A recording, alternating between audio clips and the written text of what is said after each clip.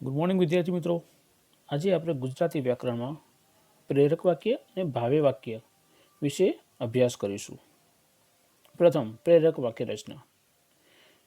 ક્રિયાપદમાં જ્યારે ક્રિયા કરવાનો પ્રેરવાનો અર્થ હોય ત્યારે તે વાક્ય રચનાને પ્રેરક બને છે. એટલે કે કોઈના દ્વારા આપણને પ્રેરણા આપવામાં આવે છે અથવા તો કોઈના દ્વારા આપણને ફરજ પાડવામાં આવે છે ત્યારે તે વાક્ય રચના પ્રેરક બને છે. દાખલા તરીકે સાદી રચના અને પ્રેરક રચના જોઈએ. પ્રથમ ઉદાહરણ, હાથી ચાલે છે. તેનું પ્રેરક વાક્ય જ્યારે બનાવે ત્યારે માહવત હાથીને ચલાવે છે. એટલે કે હાથીને માહવત દ્વારા ચલાવવામાં આવે છે. એટલે કે હાથીને માહવત પ્રેરણા આપી. બીજું, મેં એને પુસ્તક આપ્યું. મેં એને પુસ્તક અપાવ્યું. તો અહીંયા અપાવ્યું એટલે કે કોઈના દ્વારા આપણને કોઈ સારી આજ્ઞા આપવામાં આવી છે અથવા તો આપણને કાર્ય કરવાની ફરજ પાડવામાં આવી છે ત્યારે તે વાક્ય પ્રેરક બને છે. સાદા વાક્ય પરથી પ્રેરક વાક્ય રચના બનાવવા માટે પ્રથમ ધાતુનું પ્રેરક રૂપ મૂકીને અથવા તો પ્રેરિત કરતા ઉમેરીને થાય છે. પ્રેરિત કરતા એટલે કે કોઈક અલગ બીજો કોઈક કરતા મૂકવામાં આવે છે કે જેના દ્વારા કાર્ય કરવા માટે પ્રેરણા આપવામાં આવે છે. 2, મૂળ કર્તાને પ્રેરિત બનાવીને થાય છે. એટલે કે જે મૂળ કર્તા હોય છે તેને કોઈ બીજી જ વ્યક્તિ એને તે કાર્ય કરવા માટે પ્રેરણા આપે છે. ધ્યાનમાં રાખવાની બાબતો, પ્રેરક વાક્ય બનાવતા મૂળ ધાતુ આવ, અવ, રાવ, ડાવ, આડ, વાડ, એડ, ઓળ વગેરે પ્રત્યયો લગાવીને પ્રેરક ધાતુ બને છે. જેમ કે ચાલ તો ચલાવે, ધરા તો ધરાવ, ચાખ તો ચખાડ, ખસ ખસેડ, હીંચ હિંચોડ, ખાય તો ખવડાવે, વધ તો વઘાર. 2, પ્રેરક વાક્ય રચનાઓના કર્તાને સ્થાને પ્રેરક કરતા હોય છે. એટલે કે પ્રેરક રચનામાં કર્તાને સ્થાને કોઈ બીજી જ વ્યક્તિ જે પ્રેરક હોય છે તે કરતા હોય છે. અને પ્રેરિત કરતા પાસે નામયોગી કે ને અનુગ્રહ સાથે આવે છે. જેમ કે મૂળ વાક્ય રચના છે, મીના પૂજા કરે છે.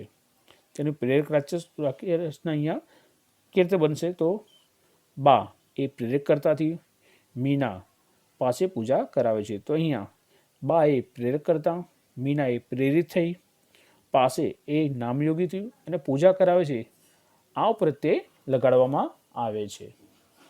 આ રીતની વાક્ય રચના બને ત્યારે કહેવાય કે વાક્ય પ્રેરક વાક્ય છે.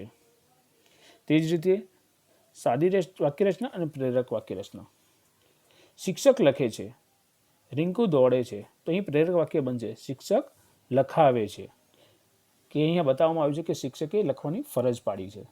રિંકુ દોડે છે, રિંકુ દોડાવે છે. એટલે કે રિંકુ બીજી વ્યક્તિને દોડાવવાનું કાર્ય કરે છે. મીનુ હાલરડું ગાય છે.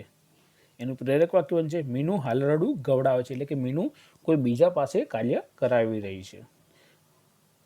એક વખત જે પ્રેરક રૂપ તૈયાર થયું તેને ફરીથી બીજો પ્રેરક પ્રત્યય લગાડી એટલે કે પુનઃ બીજો પ્રત્યય લગાડી પ્રેરકનું પણ પ્રેરક રૂપ બનાવવામાં આવે તેને પુનઃ પ્રેરક અથવા તો દ્વિતીય પ્રેરક કહેવામાં આવે છે.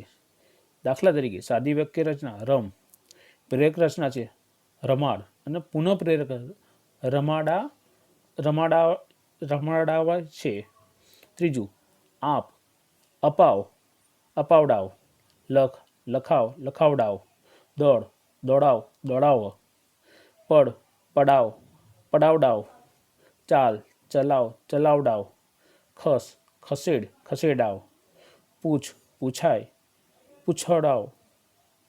પુનઃપ્રેરક વાક્ય રચનામાં એક વ્યક્તિ બીજી વ્યક્તિ અને ત્રીજી વ્યક્તિને ક્રિયા કરવાની પ્રેરણા આપે છે. એટલે કે અહીંયા એક વસ્તુ યાદ રાખવાનું કે જ્યારે 3 વ્યક્તિનો ઉલ્લેખ કરવામાં આવે ત્યારે તે વાક્ય રચના પુનઃપ્રેરકની બને છે. એટલે કે એક વ્યક્તિ ક્રિયા કરે છે જ્યારે બીજો વ્યક્તિ પ્રેરણા આપે છે અને જ્યારે ત્રીજો વ્યક્તિ એનું અનુકરણ કરી રહ્યો છે.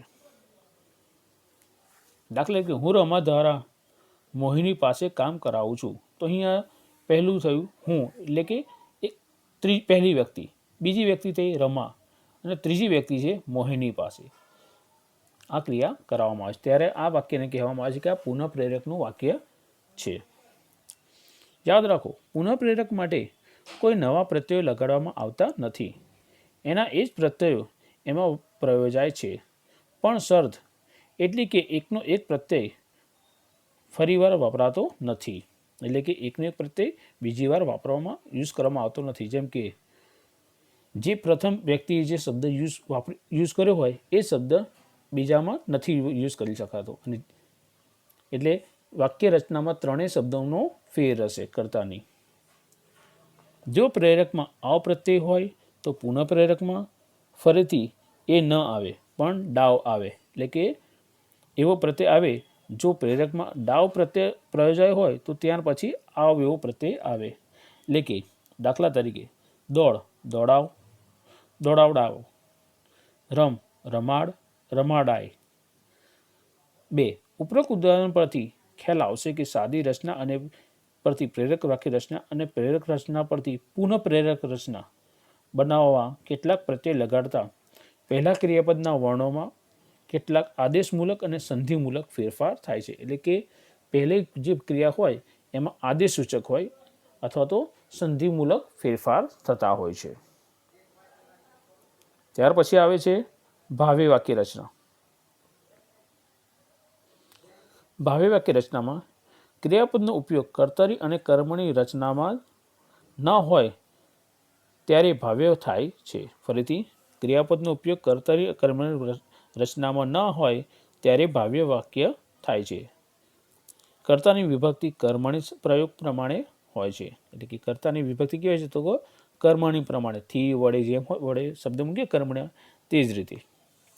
અહીં અકર્મ ક્રિયાપદ વાક્યમાં કર્મ હોતું નથી એટલે એને કહેવાય છે અકર્મક વપરાયું છે. એમાં ક્રિયાના ભાવમાંની પ્રધાનતા હોય છે. મોહનથી ખવાય છે, મીનાથી લખાયું. ધ્યાન રાખો, ભાવ્ય વાક્ય રચનામાં કર્મ રહેતું નથી અને કર્તાને થી વડે દ્વારા પદો લાગે છે. એટલે કે ભાવ્ય વાક્ય રચનામાં શું હોય છે, કર્મ હોતું નથી અને કર્તા હોય છે તે નામયોગી થી વડે દ્વારા જેવા શબ્દોથી જોડાયેલ હોય છે. દાખલા તરીકે એટલામાં જક્ષણી આવી ગઈ તો આ કર્તરી વાક્ય રચના છે. એને ભાવ્યમાં અનુવાદ કરીએ તો એટલામાં જક્ષણીથી આવી જવાયું. 2. કોસા રડી પડી કર્તરી વાક્ય રચના થઈ. તે જ વાક્ય રચનાને આપણે ભાવ્યમાં રૂપાંતર કરીએ તો કોસા દ્વારા રડી પડાયું. ભાવ્ય વાક્ય રચનાના કેટલાક ઉદાહરણો. હું તરત જ જોઈ ન શક્યો. ભાવ્ય વાક્ય રચના મારાથી તરત જ જોઈ ન શકાયું. 2. તે બહુ બોલતા નથી. નહીં.